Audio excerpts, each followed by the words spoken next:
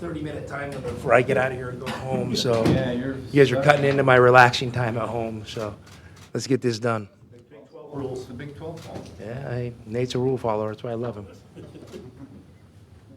So your first glimpse into the Big 12, how do you feel? Hey, it's basketball. I mean, it's it's basketball, and I mean, the Big 12 is going to be amazing, but we had some amazing conference games the last couple of years in the Pac-12 as well. So, they're heavyweight battles, and I thought our guys did a good job getting off to a good start, and maybe against some lesser opponents, you can kind of get that little run, then make the next run and get that gap. We were just never able to do that, and so. Got to give a ton of credit to TCU for hanging around and not making it easy. And I mean, our offense obviously was clicking tonight, which is a good sign, but it had to be, or that the outcome could have been different. Well, what was the difference? Just you guys answered basically everything. You led the whole way, even as close as they kept cutting it. Just as opposed to earlier this season when you had some deals like that, and maybe. Yeah, I mean, we haven't maybe handled some of these close games. As good as we could have. And I think there's a little more certainty now in what we want to do and how we want to play. I thought the guys had great poise. And, we've talked a lot about that. These aren't going to be, 20-0 runs. You're not going to be up 30 at half. I mean, those days are done. So we've got to get comfortable being in close games and comfortable fighting and fighting back. So I thought our guys showed a ton of poise today, and that's what it's going to take on a night in and a night out basis. Talk about Caleb's line, 33-7-7-0. Great. I mean, obviously, I'll take it every day. Caleb played great, and it's going to be a long conference season, but he deserves that. And Caleb is, there's a lot of attention put on him, and he's a little bit of a lightning rod, and my job is to stick with him. I mean, he's my guy, and he's our guy, and I'm going to hang with him through the good times and the bad times because I believe in him, and I know his teammates believe in him. I know he believes in himself, and sometimes I think that one thing that's not talked about enough is, when you're a guy of Caleb's stature and you have to come back to college, it's not easy, and there's a lot of emotions involved, and when you come back, you want it to go great, you want it to go perfect, and when it doesn't, it's a gut punch. So I think he showed a lot of character in how he's handled it and how he's responded to a situation that there's expectations and it hasn't gone well. For him to come out and play the way he did and just the way he carried himself was great. But you know what? There's another challenge waiting next week. That's the thing. We got to keep it going. What did you like about the way Henry played tonight? Henry settled in. Henry, somebody that I believe in a lot, and his development's taken a while, which is normal. It's not a slight to Henry by any stretch. He's in his third year. He's 7 feet tall. He had a thin frame. They're starting to come together. His shooting, his decision making, his balance, his strength is all kind of coming together at the right time. But you know what he needed? He needed some game experience. Henry has shot the ball really well in workouts and practice, and I don't know what his three-point shooting was going into the game, but it wasn't an indicator of that. So there's this thing called game confidence that you have to get, and when you have to be able to do it under the lights, and so for him to kind of get that opportunity, Mo's out, so we'll make that announcement. I don't think he's coming back this year. I mean, it doesn't look like it. So now we're going to be able to roll with Henry, and he's going to get probably a little more opportunity, and for him to kind of have a kick off his Big 12 career the way he did tonight was a great sign. Was there a definitive ruling today from doctors or whatever as far as Mo, or did he decide on surgery? Or Well, I mean, I think that's coming. But the head coach probably slipped up and said too much when he probably knew more, and he finally, just let my guard down and said what we all kind of were assuming. I met with Mo today. It doesn't look like he's going to play, but he's a great person and a great player, and he's an important part of our program going forward. For the last 3 games, Tommy, I'm sorry. Well, just to follow up, is he going to have surgery, or that's still up in the air?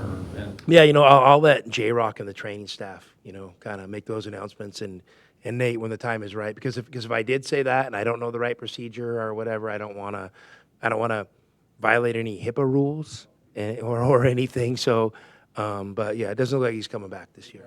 One more thing, just, sorry, was that like was there any chance that he wanted to play? Did you guys want to err on the conservative I mean, side? Bruce, I'm not going to get into the weeds, but it doesn't look like he's going to be back this year. And, as, more time passes, maybe we'll get more clarity on everything. I'm going to be honest with you, I don't know all the particulars because I've been so focused on the guys that are going to play and moving this team forward. That's been where my attention's been. Back to Tommy, back to Caleb, Tommy. Did you, at any point in the last 3 games, he's been brilliant in all these points, did you have to say, don't worry, I got you, everything will be okay, or you didn't have to worry about that? I mean, we've had a lot of conversations, and I think that's always understood, with him and I. But that doesn't mean we're not honest. That doesn't mean that I just, rub his shoulders. I'm very honest with him, and you know what? He can handle it.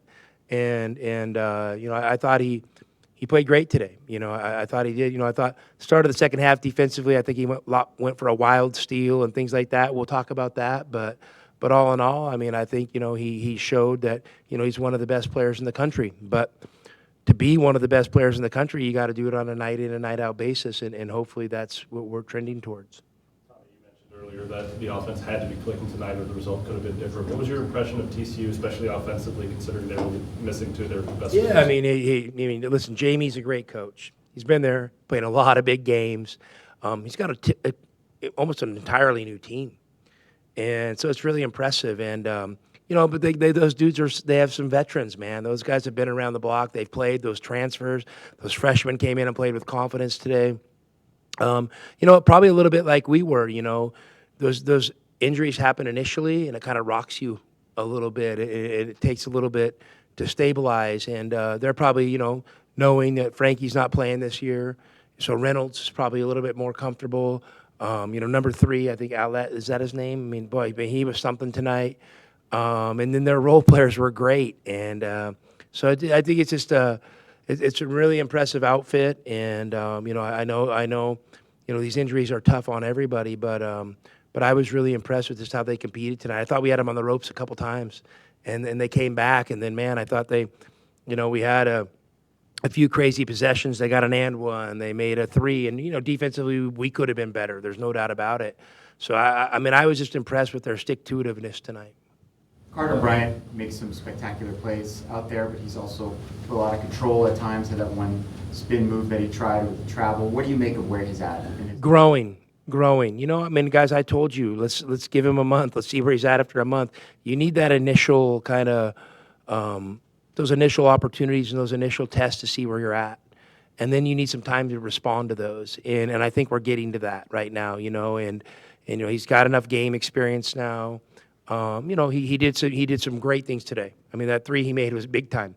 He had another 3 right in front of our bench that goes in and out. That would have kind of iced the game. So, I mean, those are big time plays. He did have a travel on a little dump down. He had a travel on when he caught the ball kind of in the middle of the zone on that spin move you're talking about. Those are things he could continue to get better at. And, defensively, he had some great possessions, and he had some possessions where, he did too much. They're all learning. It's all learning. And Carter is, Carter has 2 things in spades: great character and great potential. And I will bet on those things every day.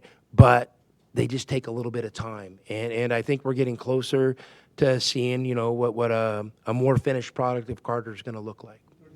33 baskets real quick. Go ahead, you can transition. Sorry, Steve. No, go ahead. Just because I want to follow up on Carter, but Why do you 2 sit next to each other? We've been together too long. It's scary how long. But the Carter, it seemed like he played really well when he was at the 4 too. I mean, is that more of a... Yeah, I mean, we've been most of his opportunities been coming at the 4, but there's a domino effect. Big Mo goes out, so you got Toby at the 5, Henry slides over to the 5, you got Trey at the floor. That opens up an opportunity for Carter to move to the 4, which opens up an opportunity for Delly to get more opportunity at the at the wing position, and then we can kind of figure out those 5 perimeter guys, who's playing good, and they can get a lot of the opportunities. So it's just kind of maybe giving us a little more certainty in our rotation. 33 baskets, 20 assists. Looked like Tommy Lloyd of the 2-3 years. Yeah, that was awesome. I mean, well, listen, 2-3 years ago was last year. We didn't do that last year. I mean, that's how we love to play, and assists is something we never talk about. but playing the right way is something we talk about. We want ball movement. We want player movement.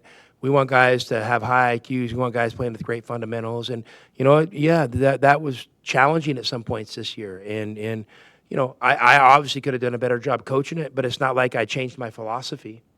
You know, so now I think that there's more synergy between, you know, what the staff's looking for and what the players are doing on the court. You're looking forward to having the opportunity to carry what you did here onto the road with these two? 100%. I mean, we're fired up. We're fired up. We got a great road trip. I mean, come on, you're going all the way back to the East Coast. You're playing Cincinnati. You're playing West Virginia. I'm assuming they're going to both fan bases are going to be excited that Arizona's coming to their home gym. And, yeah, I mean, what a great opportunity for us to go out and continue to prove ourselves in the Big 12. How do you feel about playing that's your longest trip? To do that right away, is that a good thing? You're not in school, guys aren't in school, whatever. I'll let you know after. We'll talk after, and then I'll let you know. In our lunch wrap-up at the end of the season, we'll talk about it. Brigger going to give you the tour of Cincinnati, or you got Rex for that? Yeah, I mean, we got a lot of friends in Cincinnati, so I'm looking forward to it. But, hey, let's keep Brigger focused on, you know, making sure the uniforms are clean and everything. We don't need him getting sidetracked. How's it gone with Ed again? Sorry. Go ahead, Bill. How was it gone with him? You kind of inherited Emoy, right? Like, I mean, how was that going? We're calling it by acronyms now. Well, that's what you called him, and I guess. Listen, you know, there's a lot of guys that have stayed on with the program, and you know, since I came here, and I think that continuity is really important. I mean, I'm not going to come in and assume that I know everything that is Arizona basketball, and I am going to be everything that Arizona basketball is going to be. Arizona basketball was amazing before I got here, and you know what? It'll probably be amazing after me. And this is my time in there, but so it's not about me. It's about the program. And those guys have helped me. I mean, when you talk about the guys, I could think Nate, right here, Brigger, Rounds, J-Rock. Those four guys right there have helped me so much, you know, navigate Arizona basketball. And they've been positive contributors, and they've really become lifelong friends. So I'm thankful for those guys. And it just, to me, that's super important, just that continuity and understanding that this is a lot bigger than me. You like your first resolution? four? Do you have a New Year's resolution? I can't tell you, because that will never happen, right? Is that how those work? Something like that. I don't know. Yeah, I'm not a big New Year's resolution guy, you know. So yeah. The Big 12, obviously, the toughness, you're going to need it. Did you like what you saw tonight? Yeah, you need toughness, but you know what? You need toughness when you played UCLA. You need toughness when you played Oregon. You need toughness when you played SC. That's what winning basketball is. You know, yeah. I mean, maybe we'll see top to bottom. Maybe there's a little bit more of it needed. But here's the deal: I'm going to go in eyes wide open. I'm not going to assume everything. The assumptions I'm going to make are easy. Every game is going to be hard, and we're going to have to play good to be competitive. I'll make those assumptions. Anything beyond that, I mean, we're going to have to earn, and that's how we're going to approach it. Thanks, Coach. See you guys next year.